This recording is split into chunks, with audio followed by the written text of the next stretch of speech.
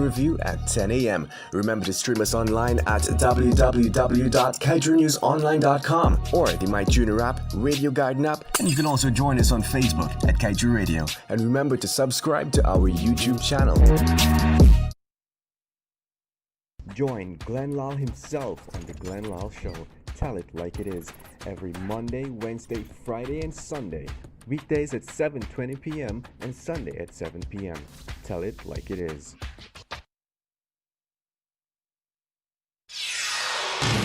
This is the news on top of the hour. Live from our studio in Georgetown. Kaieteur Radio, 99.1 FM. Good evening and welcome to this evening's newscast on Kaieteur Radio. Kevin Smith here. Let's get to the news in detail.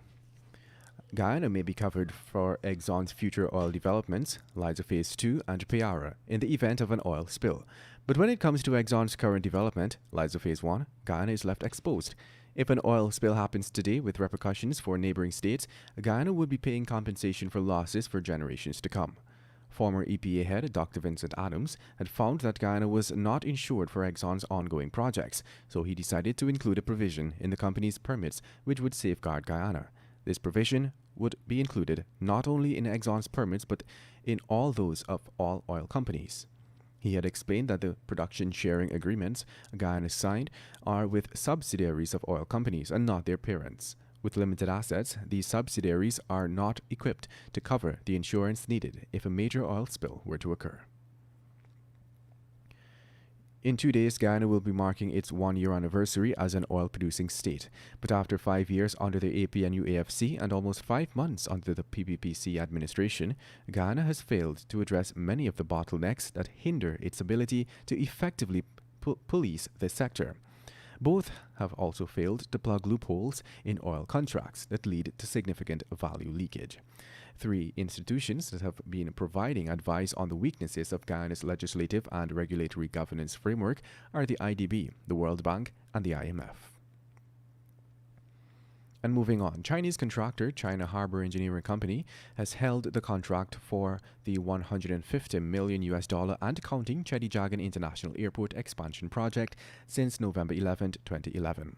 Close to a decade later, Guyana is still awaiting the new and modernized airport it was promised, and the now PPPC regime appears to be helpless as the company shows no indication that the agreed specifications in the initial contract will be delivered anytime soon. The project was to extend the runway by another 1,000 meters and build a new terminal building that would boast 8 air bridges, escalators, and bigger arrival and departure halls.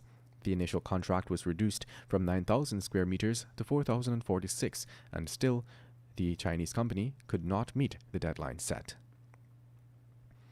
And now let's tell you the Private Sector Commission and Guyana Manufacturing and Services Association have stepped up calls for the local businesses to be given more opportunities in the expanding oil and gas sector.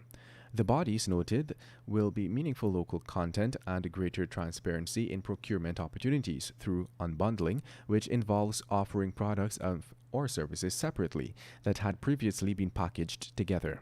In addition, they stated that moving away from sole sourcing is another integral way to achieve this, so that local businesses can be part of the value chain either directly or through partnerships and joint ventures.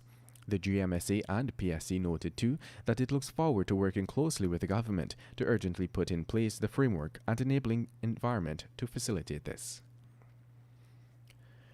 In other news, Accelerated Capital Firm, the company accused of bilking over 17,000 Guyanese of over $20 million or 4 billion Guyanese dollars, is still unable to publicize the number of investors that have been repaid.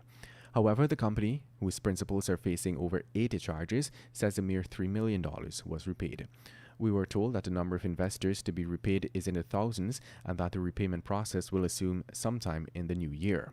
Between the period August 26th and October 17th, 2 officials of the company, Yuri Garcia Dominguez and his wife Atika Ishmael, were slapped with 80-plus fraud charges and 2 charges under the Anti-Money Laundering and Countering the Financing of Tourism Act.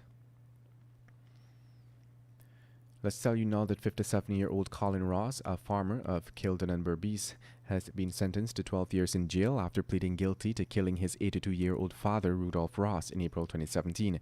Ross, an ex-police sergeant, was on trial before Justice Brassington Reynolds in the Berbice High Court.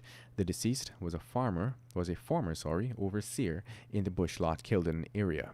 The younger Ross is accused of causing the elderly man's demise during the course of a fire in the furtherance of arson. In handing down the sentence, Justice Reynolds started at 22 years, but deducted 5 years for time spent and another 5 for good behavior and the early plea. Thus, his sentence was 12 years in jail. And that brings us to the end of this evening's newscast. I am Kevin Smith. Thank you for listening. Kaieteur Radio, keeping you informed. Demerara and Essequibo 99.1 FM. Berbice 99.5 FM. Kaieteur Radio.